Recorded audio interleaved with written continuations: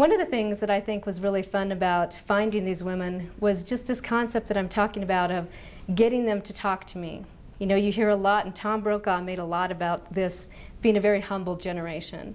And they are, and that's one of the reasons why I love working with the World War II generation. But it was a little bit more than that for the women. It was two things, actually. One, as one woman said, well, you know, we were raised to be in the background. You know, we weren't really supposed to talk about ourselves. It was kind of considered to be bragging if you talked about yourself if you were a woman. And so they kept their stories to themselves. The other reason was, and this was very important to a lot of the women I talked to, they wanted me to be clear that whatever they told me did not compare to what the men had been through.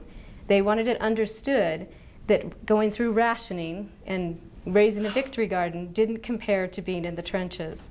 And they had to trust me when I said, I completely honor and value men's contributions to that war, but it's your story that I want to hear today.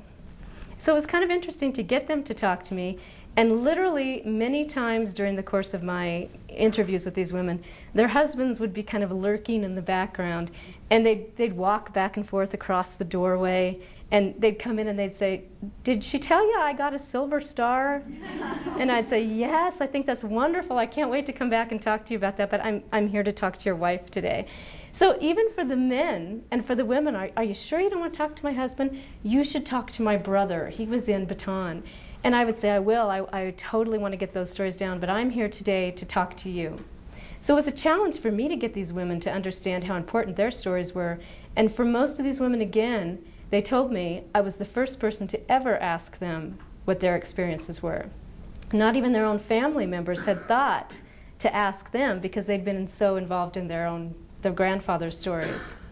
So that was one of the really kind of triumphs for me of getting this book out, was getting these women to understand how important their stories are and that we do need to hear these stories.